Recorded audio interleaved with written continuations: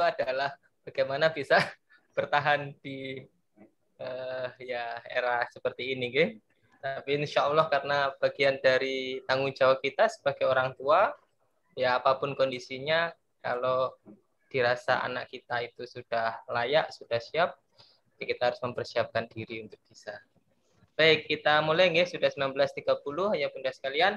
Assalamualaikum warahmatullahi wabarakatuh. Waalaikumsalam warahmatullahi wabarakatuh. Alhamdulillahilladzi alafa baina qulubina fasbahna bi ni'matihi ikhwana. Asyhadu an la ilaha illallah wahdahu la syarika la wa asyhadu anna Muhammadan abduhu wa rasuluhu. Allahumma shalli wa sallim ala sayyidina maulana Muhammad wa ala alihi wa sahabatihi wa min tabi'ahum bisani ila yaumiddin. Alhamdulillah kita bersyukur kepada Allah Subhanahu wa taala yang masih memberi kesempatan bagi kita semua untuk menuntut ilmu bareng-bareng setiap Senin malam di kajian Pramantu yang diasuh oleh Ustadz Suhadi Fajarai.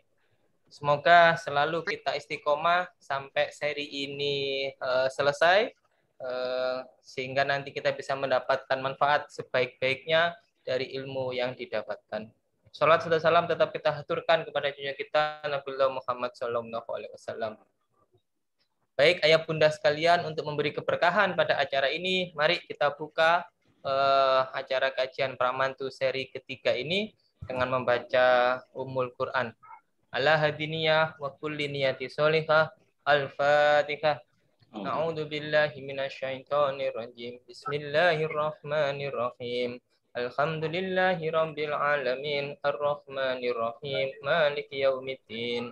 Iyyaka na'budu wa iyyaka nasta'in. Ihdinas shiratal mustaqim. Shiratal ladzina an'amta 'alaihim ghairil maghdubi 'alaihim waladdallin. Amin. Baik, alhamdulillah ya Bunda sekalian telah hadir bersama-sama kita, membersamai kita di belajar bareng-bareng kajian Pramantu ini. Ustadz Suhadi Fajarai. Beberapa hal sudah disampaikan di pertemuan awal. Ustadz Suhadi menyampaikan goal setting dari kita selaku orang tua itu seperti apa. Terus pertemuan kemarin bagaimana ta'aruf itu ya, bagaimana menyiapkan anak kita untuk bisa menjalani pernikahan itu dengan sebaik-baiknya beserta ya beberapa lika-likunya. Lebih tepatnya itu kalau Anda taat syariat maka Anda akan selamat, itu quote yang selalu, karena mengawali sesuatu itu harus dengan baik supaya berjalan dengan baik. Karena diawali yang baik pun pasti ada godaannya, apalagi diawali dengan tidak baik gitu. Maka kita harus mempersiapkan itu. Dan kajian yang ketiga ini insya Allah akan jauh lebih aplikatif temanya yang akan disampaikan oleh Ustadz Suhadi Fajarai.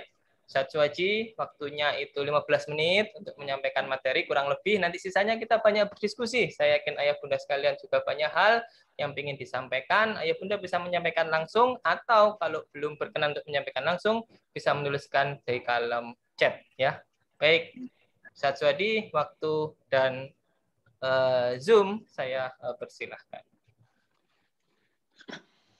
Bismillahirrahmanirrahim. Assalamualaikum warahmatullahi wabarakatuh.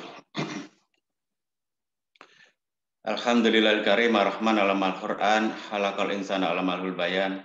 Asyhadu an la ilaha illallah wa la syarikalah wa asyhadu anna Muhammadan abduhu wa rasuluh. Allahumma shalli ala sayyidina Muhammad wa ala ali sayyidina Muhammad. Bapak Ibu rahimakumullah, peserta Zoom meeting pada kajian Harmoni Cinta malam ini, insya Allah mudah-mudahan semuanya diparingi sehat walafiat, paringi deras rezeki, dan kita semuanya diberi kesempatan oleh Allah untuk membersamai cucu-cucu kita kelak, insya Allah ya. Insya Allah. Kalau kita di dalam situasi pandemi ini diparingi oleh Allah nikmat sehat, mudah-mudahan kita mau makin berkhidmat untuk memanggul amanah-amanah dakwah ini, sehingga kita nanti makin berdekat-dekat bertaat-taat kepada Allah. Kalau telah kita diberi anugerah wafat, mudah-mudahan kita pun diberi hadiah oleh Allah, hadiah yang terindah berupa husnul khatimah, insyaallah. Hari ini kita akan melanjutkan perbincangan kita terkait dengan visi atau seputar bagaimana kita ini memilih jodoh untuk anak-anak kita. pada tahap-tahap awal ini, karena ini kajiannya selalu beruntun setiap hari Senin malam, maka saya berharap nanti kita semuanya tidak tergesa-gesa, ya, tidak tergesa-gesa, karena kita lebih banyak berpikir di awal itu bagaimana pernikahan anak-anak kita itu menjadi pernikahan yang visioner, ya, bukan pernikahan yang biasa-biasa saja. Maka jangan tergesa-gesa, ya, jangan tergesa-gesa sampai kita ini memahami betul visinya, memahami betul visinya. Ibaratnya orang itu kalau mengendarai sepeda motor atau mobil, kalau tidak punya tujuan yang jelas, maka belok kiri dan belok kanan itu sama benarnya. Tapi kalau tujuannya jelas, kalau alun-alun Sidoarjo misalnya, maka kita akan mempertimbangkan ini jalan ini berikutnya belok kanan atau belok kiri, kita perhitungkan. Tapi kalau tujuannya tidak jelas, maka belok kanan dan belok kiri itu terasa sama-sama benar. Golek angin, golek hiburan gitu saja ya. Insyaallah. Begitu juga untuk urusan pernikahan ini kita perlu tahu jelas visinya seperti apa ya. Sebagaimana pertemuan awal kita mulai dari visi yang paling akhir, ya ini kita akan berkumpul dengan anak keturunan kita di surganya Allah ya, yang disebutkan dalam surat At-Tur ayat 21. Bagi yang ikut pertemuan pertama saya kira sudah memahaminya. Sekarang saya ingin melanjutkan bagaimana inspirasi besar supaya pikiran-pikiran kita ini tidak dikacaukan oleh pendapat-pendapat publik, tapi kita ganti dengan pendapat-pendapat sebagaimana yang diatur di dalam syariat, bagaimana yang dicontohkan oleh para ulama, dicontohkan oleh para pendahulu kita yang insya Allah jelas-jelas para pendahulu kita itu jauh lebih saleh daripada kita. Mohon izin Ustaz Lutfi, saya mau share materinya lebih dulu.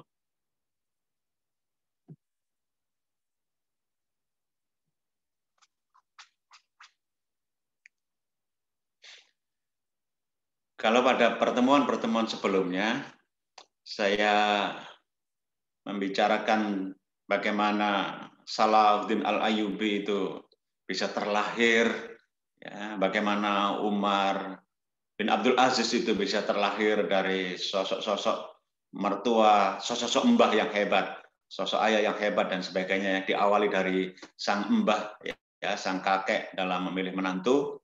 Sekarang saya ingin bercermin lebih turun lagi ya, kalau diawali dari kisahnya Umar bin Khattab, terus kemudian kisahnya Salahuddin Al-Ayyubi, sekarang saya lebih menurun lagi ya, bagaimana kisah Mubarak ya, ini mendapatkan sebuah pelajaran yang sangat besar terhadap sebuah urusan pernikahan.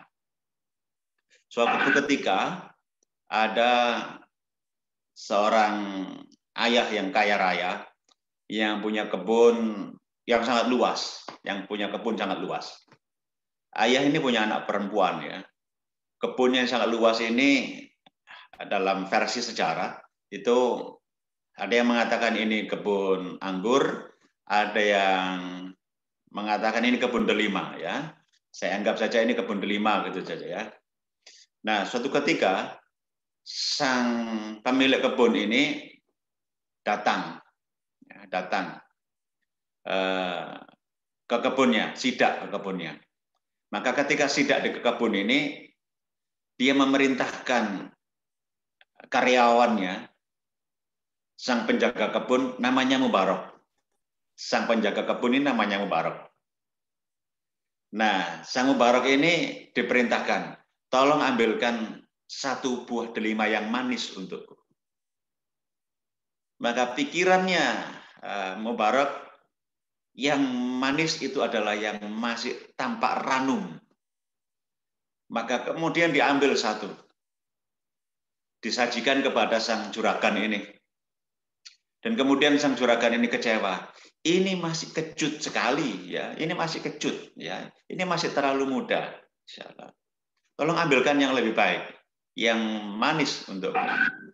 Maka kalau yang tampak ranum masih seger kulitnya itu masih terasa kecut, maka Mubarak berpikir sebaliknya. Kalau begitu, yang sudah mulai tampak agak kecoklatan tua itu mungkin yang manis.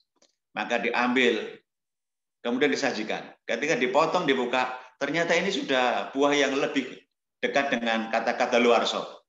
Ya, sudah tidak nyaman lagi untuk dimakan. Maka pemilik kebun ini kemudian berkata, kamu ini sudah bertahun-tahun menjaga kebun. Masa disuruh memilihkan buah yang manis saja? Kamu kok tidak bisa? Kamu ini seperti apa sebenarnya menjaga kebun ini? Maka Mubarak menjawab dengan cukup diplomatis, wahai Tuhan, tugas saya adalah menjaga kebun. Hanya menjaga kebun. Tidak lebih dari itu. Kemudian sang pemilik kebun, sang juragan ini bilang, apakah kamu tidak pernah mencicipi buah-buah yang ada di sini? Sama sekali tidak, Tuhan. Karena saya hanya bertugas mendapatkan amanah menjaga kebun, tidak untuk memakannya, juga tidak untuk mencicipinya. Maka sang pemilik kebun ini terpesona luar biasa. Sudah bertahun-tahun menjaga kebun, tapi orang itu tidak pernah mencicipinya. Sehingga tidak bisa membedakan mana delima yang manis, mana delima yang sudah mendekati busuk, dan mana delima yang benar-benar masih mentah. Dia tidak tahu mana yang manis, dan mana yang kecut, dan mana yang sudah dekat dengan kadaluarsa itu. Alasannya? Karena dia tidak pernah mencicipi. Sang penjaga kebun ini kemudian terpesona dengan kejujurannya Mubarak. Sangat terpesona. Dan kemudian terjadilah dialog antara Mubarak dengan sang pemilik kebun ini terkait dengan rencana pernikahan anaknya. Maka dipilihlah, singkat cerita, dipilihlah Mubarak yang sangat jujur itu untuk dijadikan menantunya. Dan dari cara memilih menantu yang seperti ini, lahir ulama yang sangat besar. Dalam catatan sejarah, namanya Abdullah ibnu Mubarak. Masya Allah. Ya. Betapa dahsyatnya sang ayah juragan tadi memilih menantu berbasis kepada agama. Maka kemudian diabadikanlah kisah Mubarak ini dalam rentetan sejarah sebagai bentuk aplikasi bagaimana memilih jodoh untuk anak-anak kita itu. Barang siapa yang menikahi wanita karena memandang kedudukannya, maka Allah akan menambah baginya kerendahan. Barang siapa yang menikahi wanita karena memandang harta bendanya, Allah akan menambah baginya kemelaratan. Barang siapa menikahi wanita memandang keturunannya, maka Allah menambahkan baginya kehinaan. Tetapi barang siapa yang menikahi seorang wanita karena ingin menundukkan pandangannya, menjaga kesucian farjinya, atau ingin mendekatkan ikatan kekeluargaan, maka Allah akan memberkahi baginya istrinya dan memberkahi istri baginya. Masya Allah. Betapa penting faktor agama. Ya, betapa penting faktor agama. Nah, untuk itulah kita memerlukan sekali bagaimana panduan untuk memilih menantu itu berbasis pada agama, karena nasihatnya Rasulullah itu adalah pilihlah yang karena agamanya. Saya flashback sebalik ya dalam nasihat Rasulullah dalam hadis itu, wanita dinikahi karena 4 hal, sebab kecantikannya, karena kedudukannya, karena hartanya, dan karena agamanya. Ini adalah klausul umum. Maka kemudian nasihat Rasulullah adalah pilihlah yang beragama agar berkah kedua tanganmu itu.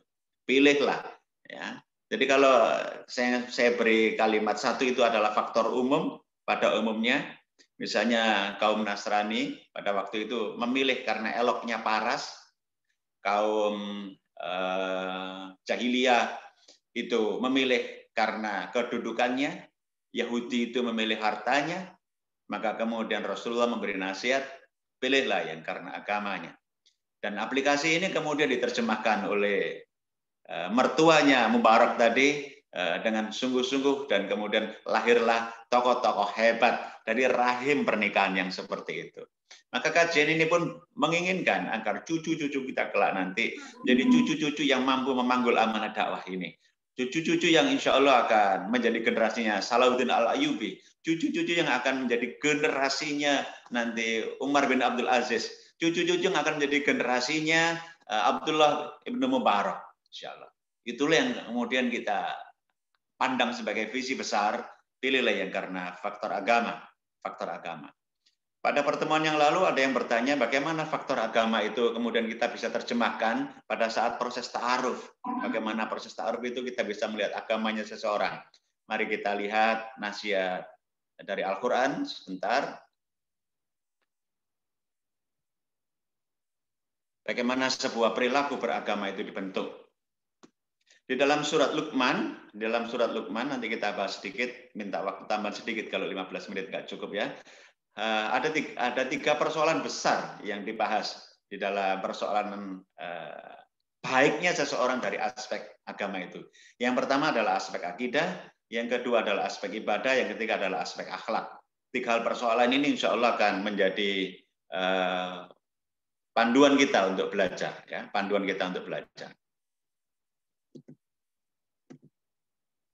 Kita mulai dari yang pertama. Pada bagian akidah ini ada tiga persoalan yang bisa jadi bahan kita untuk ngobrol-ngobrol dengan calon menantu ya, atau dengan calon besan. Yang pertama adalah la tusyrik billah, yang kedua adalah hubungannya antara calon menantu kita dengan orang tuanya, dan bagaimana perasaan-perasaan dia ketika dia berada dalam kesendirian atau berada di dalam komunitas tertentu ya. Hal yang pertama yang dinasihatkan oleh ayah Luqman itu adalah la tusyrik billah. Jangan sampai menyekutukan Allah, karena menyekutukan Allah itu adalah kezaliman yang sangat besar. Jangan sampai kita terjerembab memilih menantu ganteng, sugih, tapi syiriknya pol, nekek syiriknya. Naudzubillah ya. Maka tidak bisa nanti lahir cucu-cucu dengan kualitas Umar bin Abdul Aziz, cucu-cucu yang dengan kualitas Abdullah bin Mubarak dan sebagainya. Saya ceritakan pada pertemuan-pertemuan selanjutnya. Harus ada lurusnya akidah lebih dulu. Yang kedua adalah diperintahkannya manusia itu berbuat baik kepada ibu bapaknya. Jika penyenangan punya anak perempuan dan kemudian penyenangan segera mau jodohkan dengan laki-laki yang sedang bertaaruf dengan keluarga kita, maka jangan lupa menanyakan, bagaimana hubunganmu dengan ibumu terutama ya, bagaimana hubunganmu dengan ibumu, bagaimana hubunganmu dengan ayahmu. Jika anak ini termasuk anak yang baik hubungannya dengan ibunya, insya Allah anak ini termasuk anak yang tidak durhaka kepada orang tua. Sebab kalau anak yang durhaka kepada orang tua itu hidupnya akan celaka. Hidupnya akan celaka. Dan jangan sampai kecelakaan itu menggandeng anak kita. Parah sekali ya. Kalau ibunya yang sudah bertaruh nyawa, berdarah-darah, menyusui dan sebagainya itu didurhakai, bagaimana dengan istrinya kelak? Ya, yang tidak punya kontribusi besar terhadap dirinya itu ya. Jadi yang pertama itu adalah urusannya dengan Allah, terutama dengan aspek akidah. Dan pembicaraan-bicaraan dari aspek akidah nanti penjenengan bisa gali panjang lebar, tentu saja dengan bahasa-bahasa yang bahasa-bahasa yang berkenalan, bukan bahasa-bahasa yang menggurui, gitu ya. Terus kita juga perlulah ya melihat-lihat bagaimana kondisi calon besan kita. Apakah besan kita itu gemar sekali menguasai anaknya untuk menyuruh perbuatan-perbuatan yang syirik. Ya. Jika yang seperti itu adalah aspek yang perlu dipertimbangkan untuk tidak lanjut saja ya. Dan kemudian kita istighfar kepada Allah, meminta pertolongan kepada Allah untuk dihadirkan menantu yang tidak mempersekutukan Allah. Ya. Dan kemudian juga ada satu perasaan yang kita perlu tanyakan kepada calon menantu kita, kalau misalnya dia lagi sendirian, kalau dia berada dalam komunitas tertentu, misalnya dalam komunitas pekerjaannya, dalam komunitas hobinya, apakah dia ada rasa bahwa dia juga paling tidak dia ada rasa mengingat Allah di dalam komunitas-komunitas yang seperti itu. Ya. Jangan sampai nanti dia justru terjerembab pada perasaan yang justru dia benar-benar tidak ingat Allah dalam baik kondisi kesendirian maupun dalam kondisi berkomunitas. Setelah aspek akidah, kita lanjutkan pada aspek ibadah. Aspek ibadah. Aspek ibadah yang perlu kita tanyakan, sebagaimana nasihatnya ayah Luqman itu adalah persoalan sholat. Jangan lupa tanyakan ya, bagaimana sholatmu? 5 waktukah? Jangan lupa, bagaimana subuhmu? Ya? Bagaimana subuhmu? Ini penting, terutama bagi Bapak Ibu yang punya anak wanita yang mau mencari calon menantu laki-laki ini, ya. Karena betapa pentingnya urusan sholat itu. Bab sholat ini urusan penting.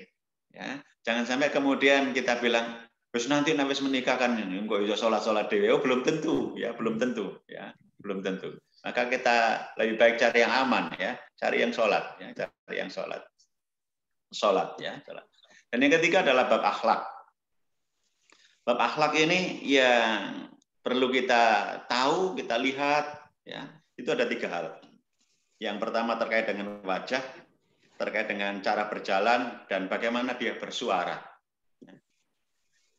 Dan janganlah kamu memalingkan mukamu karena sombong. Jangan berjalan di mukamu dengan angkuh.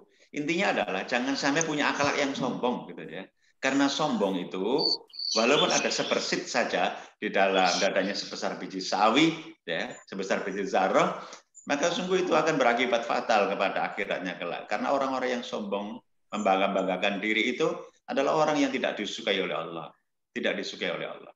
Ya. Jangan sampai karakter angkuh, sombong ini yang biasanya tampak di muka, tampak di cara berjalan, ya, juga bagaimana caranya dia bersuara. Kelihatan sekali kan ya, saya kira kita sebagai orang Jawa paham sekali bagaimana melihat seseorang itu tawadhu, rendah hati, atau congkak hati itu terlihat. Nah ini adalah hal-hal yang bisa kita pakai sebagai panduan untuk berdialektika pada saat kita ini ta'aruf dengan calon menantu kita, calon menantu kita. Begitu juga sebaliknya bagi para ayah, para bunda yang punya anak laki-laki, lihat juga anak perempuan, calon perempuan itu lihat juga dari aspek yang ini, supaya nanti jangan sampai berpikir nanti kalau sudah menikahkan manut sama suaminya, belum tentu. Sekarang ini banyak kebalikannya ya banyak laki-laki yang tidak berkutik di hadapan para perempuan yang sudah jadi istrinya. Tidak menjadi pemimpin, misalnya tidak menjadi pemimpin. Banyak yang seperti itu. Naudzubillah min dzalik. Nah, kenapa? Karena laki-laki itu tidak qawam. Nah, untuk urusan qawam dan tidak qawam nanti anak-anak kita arahkan untuk kajian dari Jumat malam ya. Ada kajian anak-anak pranikah itu supaya mereka mengerti bagaimana memposisikan diri sebagai calon istri dan calon suami. Bahasan kita fokus kepada bagaimana kita sebagai orang tuanya untuk menyiapkan pernikahan anak-anak kita. Yang demikian itu nanti terjadilah pertemuan arus antara anak yang sudah memahami tata cara pernikahan, kajian pranikah, dan orang tua yang sudah memahami bagaimana urusan untuk mendapatkan menantu. Jangan sampai urusan mendapatkan menantu ini justru bubar ya di tangan kita sebagai orang tua karena kita tidak paham ilmu permantuan ya, ilmu permantuan. Karena banyak sekali anak-anak yang hidupnya menjadi bermasalah karena dihalang-halangi oleh ayah dan ibunya yang tidak memahami ilmunya, ya, tidak memahami ilmunya. Demikian pengantar pada pertemuan kali ini yang bisa saya sampaikan. Mudah-mudahan hati kita semuanya dilembutkan oleh Allah, sehingga kita nanti bisa berdialektika dengan anak-anak kita ini dalam satu titik pertemuan. Bayangkan betapa indahnya kalau kita ini menjumpai anak kita, anak yang paham syariat, terus kemudian kita juga paham syariat, dan berjumpa pula dengan besan, calon besan yang paham syariat, berjumpa dengan calon menantu yang paham syariat, betapa indahnya pernikahan anak-anak kita itu. Ya, sangat indah, insyaallah. Tentu saja bukan pernikahan yang berbasis agama itu tidak ada masalah sebagaimana disampaikan oleh Gus Lutfi tadi ya, insyaallah. Pernikahan berbasis agama pun bisa jadi di tengah perjalanannya ada percekcokan. Nah, nanti itu bahasan berikutnya, bahan yang cukup jauh nanti ya, bagaimana mengelola cekcok menjadi cocok dalam rumah tangga itu bahasan yang cukup jauh nanti dari pertemuan kali ini. Karena pertemuan kali ini di awal-awal ini pertemuan 1, 2, 3, 4 itu nanti sebatas masih mengkonstruksi visi besar kita dalam mendapatkan menantu ya. Misalnya termasuk menata pikiran kita nanti, jangan sampai nanti kita berpikir bahwa yang namanya menantu itu ya setidak-tidaknya umurnya jangan jauh-jauh lah Ustaz, insyaallah ya. Apakah umurnya harus sama dan sebagainya? Nah itu pikiran-pikirannya seperti itu yang kadang-kadang menghalang-halangi cara berpikirnya anak-anak muda kita dan para orang tua. Ya. Karena praktek-praktek dalam sejarah itu sangat luar biasa. Lihatlah bagaimana Rasulullah mencarikan menantu anaknya Fatimah itu. Bertemulah dengan Sayyidina Ali. Yang itu tidak jauh dari Rasulullah, kehidupannya tidak jauh-jauh. Bagaimana Abu Bakar itu menikahkan Bunda Aisyah dengan Rasulullah yang tidak jauh.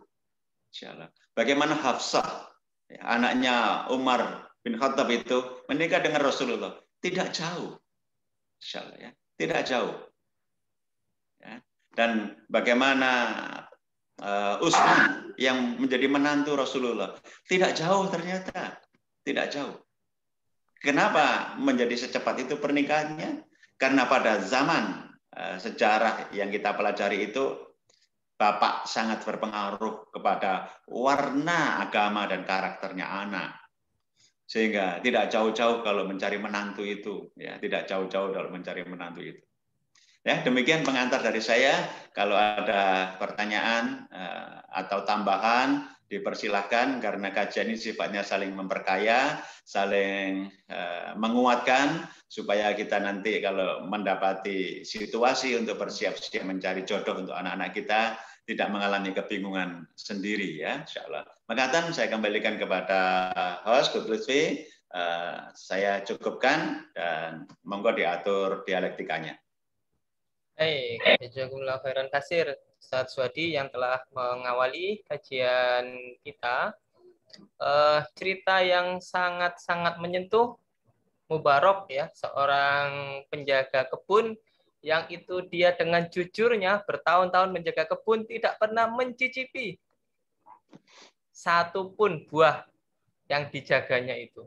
Itu orang pemiliknya nggak pernah lihat, mungkin tetangganya juga nggak pernah lihat gitu. Itu diambil satu aja nggak akan ketahuan gitu. Tapi saking jujurnya sehingga ketika diminta oleh juragannya untuk mengambilkan, tidak bisa memenuhi keinginan juragannya untuk menemukan delima yang manis karena tidak pernah mencicipi satu pun. Dan juga bagaimana memilih, nasihat Luqman untuk memilih calon mantu kita, yaitu berdasarkan pada 3, yaitu akidah, ibadah, dan akhlak. Subhanallah ya. Luar biasa sekali, ayah bunda sekalian. Monggo ada waktu yang cukup untuk kita berdiskusi. Panjenengan bisa menyampaikan melalui chat ya, kalau memang tidak berkenan untuk menyampaikan secara langsung. Tapi yang mau menyampaikan secara langsung, monggo bisa dibuka, di open mic ya, dan bisa segera disampaikan kepada Ustadz Swadi. Saya buka dulu yang menyampaikan secara langsung, monggo ayah bunda. Baik, ini ada yang angkat tangan, ada Bapak Eko Kurniawan, monggo Bapak bisa disampaikan. Matur Ustaz. Halo, Ustaz, enggak. Assalamualaikum warahmatullahi wabarakatuh. Waalaikumsalam warahmatullahi wabarakatuh. Nah, ini Ustaz, masalah kejujuran itu bagaimana cara kita mengetes suatu kejujuran ketika kita bertaruh gitu dalam pasangan kita. Ustaz, bagaimana cara mengetes kejujuran beliau? Insyaallah. Nggih, insyaallah. Assalamualaikum warahmatullahi wabarakatuh. Assalamualaikum warahmatullahi wabarakatuh. Langsung nggih, Gus Lutfi. Nggih, monggo Ustaz. Jadi cerita tentang Mubarok yang saya ceritakan tadi itu adalah bagaimana sang juragan itu menemukan potensi yang luar biasa yang tidak disia-siakan. Kenapa? Karena ada kejujuran di depan mata. Ada orang yang jujurnya begitu lurus di depan mata ini. Kan sayang sekali kalau yang seperti ini dilepaskan begitu saja. Dan sayang sekali kalau yang seperti ini dibiarkan terus-menerus jadi karyawannya dia saja. Ya. Maka diberilah kesempatan orang yang punya potensi besar jujur ini untuk menjadi menantunya dan melahirkan cucunya, yang kemudian cucunya ini menjadi ulama yang sangat besar. Ya. Itu sebabnya kalau dalam pengamatan penjenengan melihat orang yang begitu jujurnya, sebagaimana cerita di pertemuan-pertemuan sebelumnya tentang Umar bin Khattab yang memilih menantu anak penjual susu, yang ketika disuruh ibunya campurin saja susunya itu dengan air, nggak mau. Kenapa nanti dimarah Umar? Umar tidak akan tahu malam-malam begini. Ya Bu, Umar tidak tahu, tapi Tuhannya Umar, Allah SWT tahu. Masya Allah. Betapa dahsyatnya ya tentang kejujuran itu yang kemudian melahirkan cucu-cucu yang luar biasa ya. Persoalan susu saya jadi ingat sekarang susu lagi viral ya. Nggak tahu deh susu yang model kayak apa ini ya, yang lagi viral nih ya. Baik, kembali kepada potensi kejujuran itu. Maka dalam melihat kejujuran itu adalah manakala penjenengan itu mengamati anak tetangga, anak sahabat penjenengan yang panjenengan bisa melihat tingkat kejujurannya, jangan sia-siakan untuk ditawari menjadi menantu. Jangan sia-siakan untuk ditawari jadi menantu. Itu potensi besar sekali nanti akan melahirkan cucu yang luar biasa. Ya, potensi besar. Lalu jika panjenengan tidak melihat dalam kesehariannya seperti itu, maka dalam proses ta'aruf, perkenalan itu, nah panjenengan bisa bertanya. Bagaimana cara bertanyanya? Ajukan saja studi kasus atau apa ya bahasa sederhananya ya. Contoh-contoh gitu ya, contoh-contoh. Misalnya begini, menurut saya Mas, ini seandainya saja, jenengan itu diparingi kesempatan oleh seseorang untuk ngurus STNK, ya. Habisnya itu 500.000, insyaallah. Dan penjenengan diparingi uang 550. Kira-kira yang 50.000 itu penjenengan langsung anggap sebagai ongkosnya, penjenengan anggap langsung buat beli bensin, atau penjenengan kembalikan dulu kira-kira, insyaallah. Nah, kalau dia jawab gampang, saya ketahui mawon panggil langsung didamel mawon. Ini hati-hati kalau sudah ngomong begitu ya. Saya ketahui mawon kok, insyaallah. Langsung mawon didamel mboten menapa, insyaallah. Nah, ini hati-hati ya. Uang 50.000 saja sudah tidak jujur ya. Apalagi nanti kalau sudah 500.000, 5 juta, 50 juta. Naudzubillah ya, insyaallah. Jadi kan bisa bertanya-tanya studi kasus seperti itu, seandainya, insyaallah ya. Dan itu dalam koridor saling diskusi, tidak menguji ya, jangan menggunakan kesan menguji, ngobrol saja seolah-olah jenengan ingin tahu pendapatnya ya, pendapatnya. Atau jenengan balik begini, ini loh, kapan hari saya menjumpai, saya ini ngurus STNK, insyaallah ya.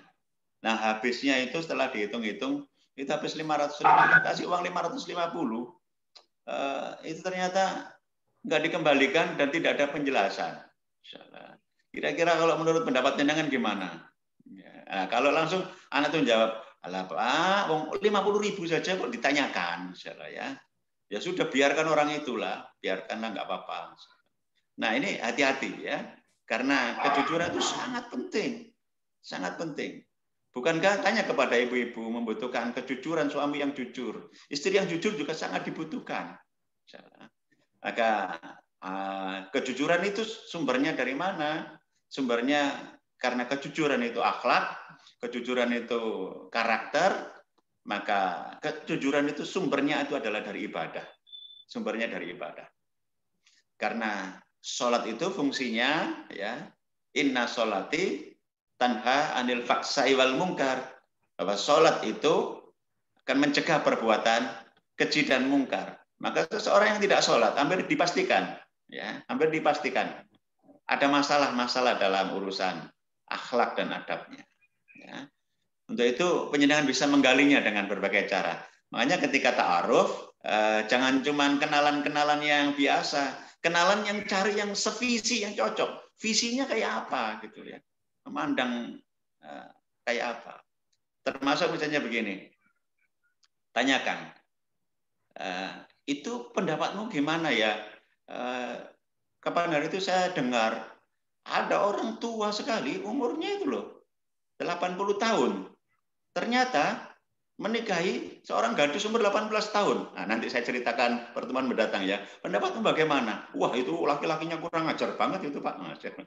Hati-hati ya. Karena tidak ada aturan syariat begitu. Tidak ada aturan syariat begitu. Nanti saya ceritakan kisahnya Utsman, Khalifah Utsman itu menikah pada saat umur 80 tahun, ternyata istrinya itu umur 18 tahun. Nanti kisahnya di pertemuan berikutnya ya. Bagaimana pernikahan itu tidak repot, tidak repot. Termasuk begini nanti pada pertemuan-pertemuan berikutnya kita juga akan mengukur apakah pernikahan itu juga disebut berhasil kalau punya anak gitu ya. Karena kita kadang orang tua itu menjengkelkan buat anak-anak muda. Ya. Baru menikah setahun itu begitu pulang ditanya, kapan tuh ya anak? Ya, itu menjengkelkan sekali pertanyaan itu ya. Insyaallah wis ana isinya. Iku 3 tahun kok gak duwe anak, kok ya apa sih karepe iku insyaallah ya. Jangan-jangan itu, masyaallah, itu menjengkelkan sekali karena itu bukan ukuran keberhasilan rumah tangga. Jika ukuran keberhasilan rumah tangga itu diukur punya anak, lah Rasulullah sama Bunda Aisyah itu enggak punya anak. Siapa yang berani katakan bahwa rumah tangganya Rasulullah itu gagal? Nah, kita perlu belajar sebagai orang tua supaya tidak menjengkelkan anak-anak muda, karena diam-diam kita ini mengukur keberhasilan anak muda itu tidak sesuai dengan syariat. Dan itulah isi kajian-kajian kita, lebih banyak mengajari kita, terutama yang sedang bicara ini, bagaimana bersikap kepada menantu kita, bersikap kepada cucu kita. Jadi nanti kajian kita nanti memanjang sampai pada bagaimana kita ini mengasuh cucu supaya nanti tidak terjadi pertengkaran hebat antara menantu dengan mbah gara-gara persoalan cucu. Tapi itu nanti bahasan-bahasannya yang berikut-berikutnya ya. Nah, sekarang di awal-awal ini masih pada bagian menata visi besar. Bagaimana kita supaya nanti layak, pantas, diizinkan oleh Allah, lahir cucu-cucu kita nanti, cucu-cucu yang luar biasa dalam memanggul amanah dakwah. Insyaallah. Itu dimulai dari visi besarnya seorang calon mbah ini ya, calon mbah. Insyaallah. Makasih Ustaz Lutfi. Baik. Luar biasa sekali. Jadi ayah bunda, radarnya itu sekarang dipakai adalah ya radar tadi. Ibadah, ada 3 radar tadi ya, akidah, ibadah, dan akhlak untuk mencarinya. Jadi kalau nemu itu yang bisa jujur di zaman sekarang ini gitu, kita tahu bahwa pendidikan kita juga kurang cukup baik untuk bisa mencetak generasi-generasi yang jujur. UN aja dulu dicoba dengan berbagai macam cara, tetap aja tingkat kejujuran juga masih sangat-sangat rendah gitu. Jadi kalau panjenengan menemukan itu seperti menemukan mutiara gitu. Eksekusi segera gitu. Jangan dilepaskan ya, jangan dilepaskan. Eksekusi segera itu. Jadi yang ngebet itu nanti ayah bundanya gitu. Kalau dapat insya Allah akan memberi keberkahan bagi putra-putrinya ketika menikah. Baik ayah bunda sekalian, topik yang sangat menarik untuk menata 4 pertemuan awal ini adalah visi besar kita sebagai calon mertua untuk bisa mendapatkan menantu, mendapatkan anak-anak yang luar biasa ketika di proses pernikahan. Ayo bunda sekalian, monggo sekarang bisa menyampaikan kembali. Raise hand juga boleh, nanti saya tunjuk, atau langsung ngomong juga boleh, atau chat, monggo, ayo bunda sekalian, atau langsung chat.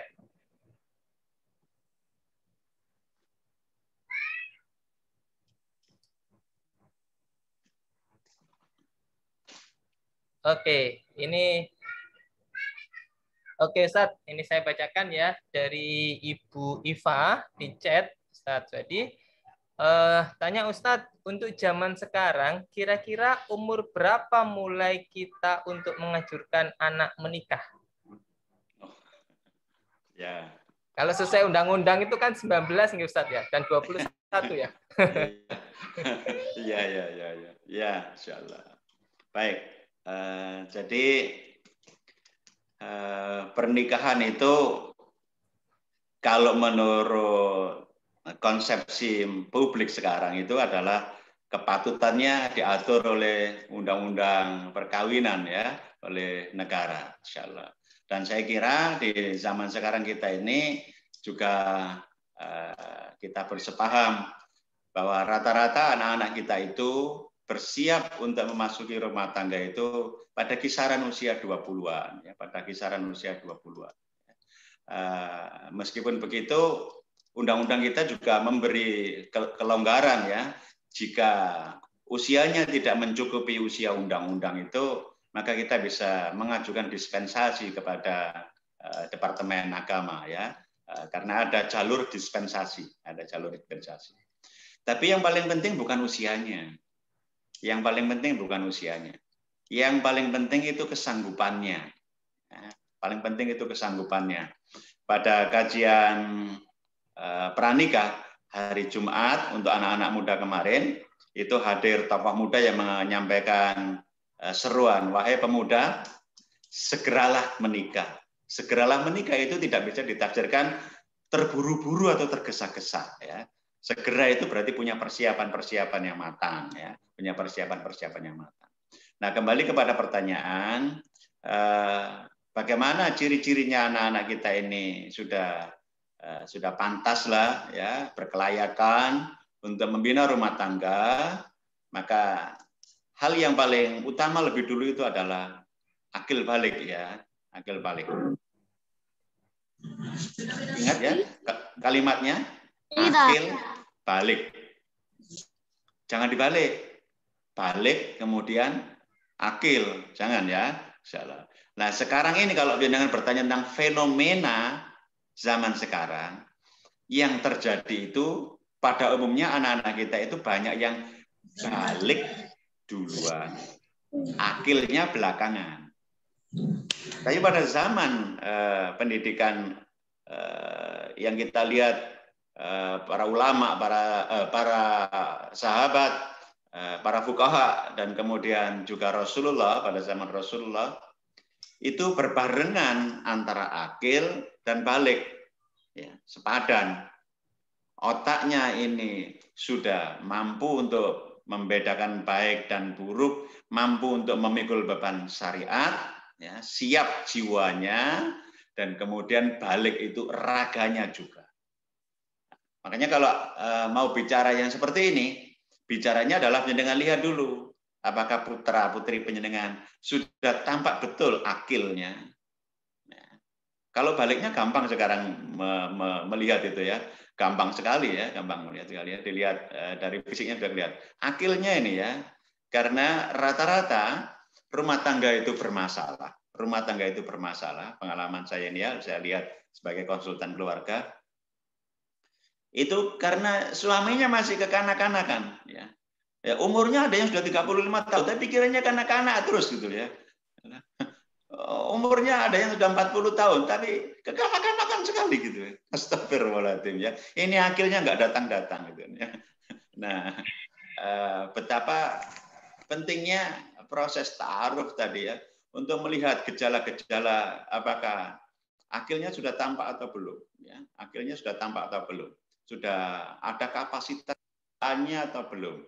Ya, kejiwaannya. Karena ada orang yang umurnya itu 30 tahun, tapi kejiwaannya itu belum mantap. Secara belum mantap. Saya kapan hari melihat di pondok pesantren, ya, tepatnya di pondok pesantren Hidayatullah ya, saya lihat anak-anak muda SMA di sana, ya Allah, sudah tampak mantap-mantap jiwanya gitu ya, sudah kokoh gitu kepribadiannya, sudah kokoh, kelihatan sekali bagaimana akidahnya, bagaimana adabnya, bagaimana akhlaknya, ya Allah, kokoh sekali anak ini ya. Dan saya melihat sekali tidak lama anak yang seperti ini sudah sangat pantas sekali untuk dinikahkan ya, insyaallah. Nah, maka saya lihat juga ada yang masih semester 5 sudah menikah, ada yang semester 8 menikah ya. Tapi mereka mampu mengelola rumah tangganya ya, mampu mengelola rumah tangga dengan sebaik-baiknya ya. Insyaallah. Karena itu sekali lagi wahai bunda, ayah, kalau sekarang punya anak yang usianya mungkin usia sudah mahasiswi, SMA dan sebagainya, jangan lupa ya, siapkan dia untuk menuju kematangan jiwanya. Kalau penjenengan ingin risetnya, ada satu psikolog, Frank Pittman, mengatakan bahwa kestabilan hidup seseorang itu bergantung kepada karakternya. Bergantung kepada karakternya, bukan pada hartanya, bukan pada yang lain-lain, pada karakternya. Kalau penjenengan ingin riset ya ini riset ya. Tapi yang lebih banyak saya ceritakan tadi itu adalah aspek agama. Ya. Maka betapa pentingnya sekarang kita ini, ya, semua orang tua yang hadir ini, bisa jadi kan anak penjenengan ada yang SMP sekarang, ada juga yang sekarang itu bisa jadi masih SD juga ya. Jangan lupa persiapan kematangan jiwanya itu, kematangan jiwanya. Ada anak yang saya 27 tahun itu kan jiwa matang ya. Tapi game online, pikirkan tuh hal-hal yang masih sederhana gitu ya. Bagaimana anak yang seperti ini nanti bisa menjadi ayah yang hebat untuk cucu-cucu yang akan sebagai yang kita bahas kemarin, Salahuddin Al-Ayyubi, ya, Abdullah ibn Mubarak dan sebagainya. Bagaimana mungkin dari ayah yang model kayak begini itu bisa lahir cucu-cucu yang sangat hebat, ya, insyaallah. Ya. Perhatikan betul kematangan jiwa itu. Itu sebabnya sebagai cara yang termudah, saya anjurkan nanti kita mudah-mudahan Ustaz Lutfi mohon difasilitasi ya. Nanti mudah-mudahan kalau selesai wabah ini kita bisa bertemu offline. Ya, kita bisa bertemu offline. Sehingga kita saling kenal nih. Ya, kita saling kenal antar orang yang sudah punya anak gede-gede ini ya. Nah, itu nanti bisa kita saling ngobrol, saling kenalan, menjadi sebuah komunitas, sehingga betapa asiknya kalau penjenengan mendapatkan besan yang sama-sama berada di dalam komunitas kajiannya kayak begini. Masya Allah, besan yang bermutu banget itu. Insya Allah ya, punya ilmu. Insya Allah. Dan bagaimana nanti ternyata putra-putri penjenengan itu mendapatkan jodoh dari jodoh yang sama-sama mengikuti kajian pranikah. Ya Allah, sama-sama bermutu itu. Sehingga nanti kalau bertengkar itu rujukannya jelas ya. Bertengkar itu rujukannya jelas. Cara bertengkar itu ya. Bertengkar tidak ada rujukan yang jelas itu nanti akan menjadi berat nanti rumah tangga itu ya. Nah, perlu komunitas-komunitas kita nanti ya. Perlu komunitas. Di komunitas masjid penyenangan wahai ayah bunda, perlu pula penyenangan angkat tema-tema yang seperti ini supaya teman-teman masjid penyenangan itu nanti juga menyiapkan anak-anaknya. Saya juga sedang mulai menyiapkan ini masjid saya ini ya, karena masjid yang saya kelola ini anak-anaknya sudah gede-gede, sudah mahasiswa, kadang ada juga yang sudah lulus ya.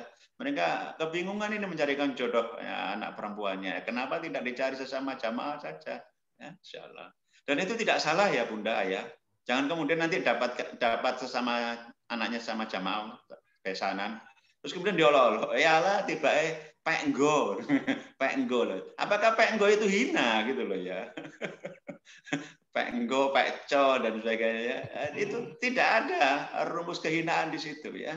Tidak ada bahwa menantu yang baik itu datangnya harus berbeda provinsi, berbeda kabupaten. Enggak, penggo pun enggak masalah. Ya. Karena Rasulullah dengan sahabat Umar, Rasulullah dengan sahabat Abu Bakar, apa itu? Ya, pekco itulah ya. Nah, makanya kita perlu memahami hal-hal yang seperti ini supaya kita tidak membuli hal-hal yang sebenarnya tidak salah, gitu ya. Sebenarnya tidak salah. Ya, jadi betapa pentingnya kita punya komunitas-komunitas yang seperti itu. Makaten nggih, insyaallah mudah-mudahan bisa membantu ya untuk memberi pemahaman. Baik, ya. Jadi akil balik ya itu parameternya. Kalau melalui undang-undang ya usianya 19 sama 21 atau mau dispensasi juga bisa dengan mengajukan ke KUA, ada sidangnya dan akan mendapatkan dispensasi untuk itu gitu. Tapi lebih utama itu adalah akil balik. Cukup sulit untuk menemukan di zaman sekarang ini dengan berbagai macam perkembangan anak-anak yang sudah akil duluan. Lebih sering yaitu baliknya duluan tapi akilnya masih kurang, sehingga bisa dijumpai usianya yang bertambah, fisiknya bertambah tetapi akilnya belum sampai. Baik ayah bunda sekalian, terus jangan terstigma ya kalau dapat pekgo itu rasanya gimana gitu. Kadang itu ayah bunda sendiri yang merasa, wis le golek sing ado pisan le aku nek mudik itu cek iso ado ngono. Padahal sing ado belum tentu baik gitu. Ada tangga dhewe sing apik ra dilirik gitu.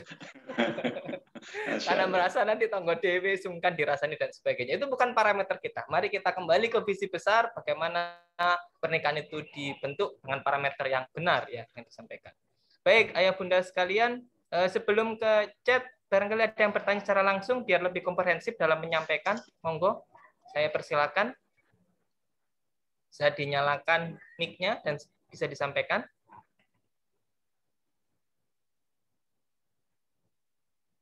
Oke, kalau belum ada saya bacakan di chat kembali Ustadz. Ini dua pertanyaan yang mirip gitu terkait dengan cara mengetahui anak perempuan itu siap menikah. Saya lanjutkan langsung ke pertanyaan kedua karena waktu kita tinggal 10 menit.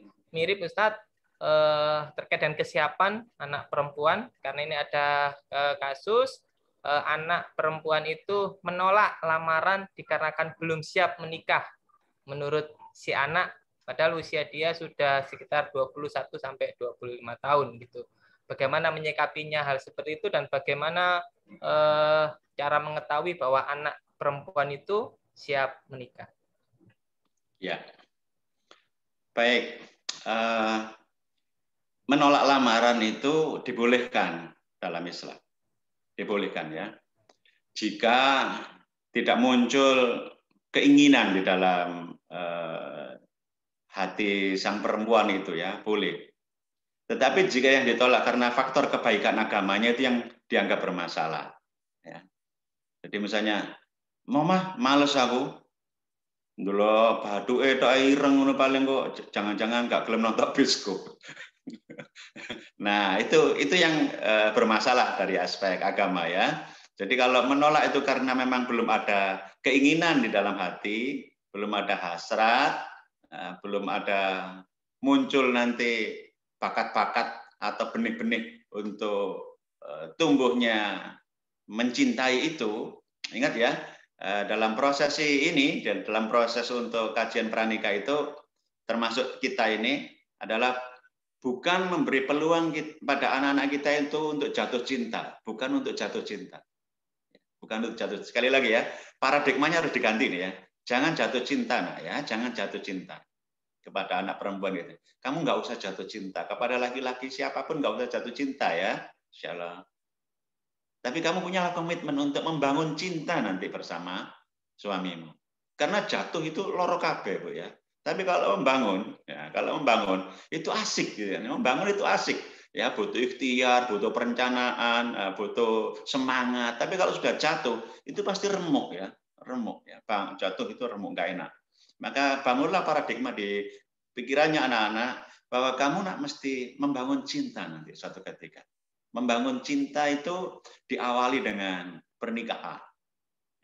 Jadi setelah pernikahan nanti kamu tugasmu adalah membangun cinta bersama calon suamimu kelak ya. Begitu juga anak laki-laki ini diberi kesempatan untuk membicarakan bagaimana membangun cinta. Membangun, bukan jatuh. Ya, silakan dibalik ya, membangun bukan jatuh. Sebab kalau jatuh nanti itu wah setan akan berkerumun ya, mumpung jatuh gitu ya. Nah, kembali bagaimana anak perempuan kita ini kalau belum siap, ya disiapkan. Disiapkan. Karena belum siapnya itu macam-macam. Karena takut melihat orang tuanya kalau bertengkar hebat itu kayak begitu. Waduh, ternyata rumah tangga kayak begitu. Waduh, males aku. Takut melihat omnya itu melakukan KDRT dengan tantenya. Macam-macam penyebab orang tidak siap, tidak mau itu macam-macam ya. Karena ada faktor-faktor yang mempengaruhi pikirannya sehingga dia mengatakan enggak menikah dulu deh. Enggak menikah dulu deh. Nah, itu sebabnya makanya siapkan. Bagaimana caranya menyiapkan? Maka anak-anak kita ini perlu diberi pemahaman ilmu tentang membangun cinta, membangun rumah tangga. Dari mana? IKADI menyediakan kan? Menyediakan hari apa Ustaz Lutfi tadi? Hari Jumat malam, ya Jumat malam. Supaya anak-anak kita itu punya kerangka membangun cinta. Ya, bukan jatuh cinta. Nah, apa? Ada lagu-lagu kita, anak-anak muda itu kan ada lagu-lagu yang mengesankan seolah jatuh cinta itu berjuta rasanya atau apalah ya, saya nggak ngerti lagu-lagu itu. Berbahaya sekali, berbahaya sekali. Ya. Yang benar itu adalah membangun cinta. Lalu apakah ada kerentek tertarik kepada orang yang lawan jenis itu termasuk bagian dari kemudorotan? Oh tidak. Jadi kalau ada anak kita, laki-laki maupun perempuan tertarik kepada lawan jenisnya, ya kita perlu bersyukur. Kenapa? Karena dia tertarik kepada lawan jenis, bukan sesama jenis. Tapi persoalannya, caranya membangun cinta bukan dengan pacaran. Nah. Bukan dengan pacaran. Sama sekali salah. Ya. Saya lupa ya, saya katakan di forum ini atau di forum yang lain. Laki-laki yang mengajak perempuan pacaran, kemudian mendatangi perempuan itu dengan coklat dan, mohon maaf, setangkai bunga untuk mengajak pacaran. Saya berani katakan, itu pengecut itu. Laki-laki seperti itu pengecut. Laki-laki yang pemberani itu menemui ayahnya. Itu menemui ayah itu pemberani sekali itu. Cocok itu ya. Dari segi mentalitas dia tampak sekali itu cocok, mentalnya bagus ya. Daripada dia langsung menemui anak perempuan kita, terus tiba-tiba membawa coklat sama setangkai bunga, apalagi ditambah pada tanggal 14 Apa itu ya? Februari, Februari ya itu ya. Astagfirullahaladzim. Sudah akidahnya remuk, pengecut lagi, udah ya. Berbahaya yang seperti itu ya. Lebih baik anak-anak kita ini diarahkan bagaimana dia bisa bersiap untuk menjadi ibu yang hebat. Menjadi ibu yang hebat. Secara fisik umur 21 tahun sudah siap menjadi ibu. Tetapi sekali lagi ya, akilnya tadi loh ya. Akilnya. Nah, untuk menghadirkan akil itu maka perlu ilmu. Silahkan menjenengan catat, cari semua perguruan tinggi rata-rata di berbagai kesempatan saya tidak melihat ada 2 SKS yang menyiapkan para mahasiswi untuk menjadi ibu. Saya belum melihat ini ya, sependek pengetahuan saya. Ya, karena saya sudah keliling-keliling ke berbagai perguruan tinggi di berbagai tempat ya. Saya juga tidak melihat ada 2 SKS yang menyiapkan anak laki-laki mahasiswa di situ untuk menjadi ayah. Enggak ada. Makanya banyak mereka yang menikah itu tanpa persiapan ilmu. Sehingga pernikahannya menjadi tidak bermutu. Itu sama dengan terjun payung, tapi nggak pakai payung gitu kan ya. Terjun payung nggak pakai payung, dengan bayangkan ya, cepat sekali jatuhnya ya, cepat sekali ya remuk redamnya itu rumah tangganya. Makanya nggak usah kaget kalau ada artis-artis itu yang menikah baru 3 bulan, 4 bulan, belum genap setahun, belum genap 2 tahun, sudah berantakan rumah tangganya. Padahal pernikahannya diliput dengan televisi 7 hari 7 malam atau apa, saya nggak ngerti ya, insya Allah. Kenapa? Karena bukan ilmu yang disodorkan. Ya, bukan ilmu yang disodorkan. Nah, untuk itu saya anjurkan sekali lagi kepada Bapak Ibu yang punya anak laki-laki, punya anak perempuan, yang sekiranya sudah masuk usia pemuda ya, SMA atau mahasiswa, doronglah untuk ikut kajian-kajian yang menyiapkan dia kelak menjadi ayah yang hebat, menjadi suami yang hebat, menjadi istri yang luar biasa, dan menjadi ibu yang tangguh. Ya. Sehingga lahir nanti dari rahimnya anak-anak kita itu cucu-cucu yang luar biasa dalam mengemban amanah dakwah ini. Ya. Ini tugas kita ya. Memang tugas ini sangat besar ya, tugas sangat besar.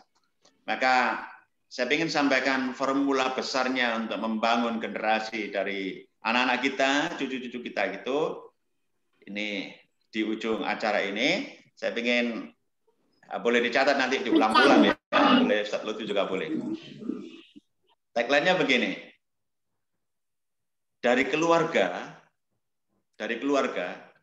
kita akan berbenah.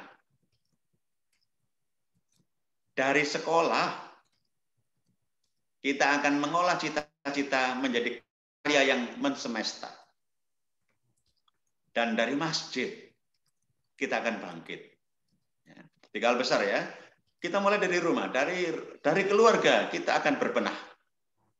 Berbenah sebagai ayah, berbenah sebagai ibu, berbenah sebagai calonnya mbah, ya, berbenah sebagai calon calon mertua dan sebagainya. Dari keluarga kita berbenah. Dari sekolah ya, anak-anak kita nanti akan mengolah cita-cita menjadi karya yang semesta.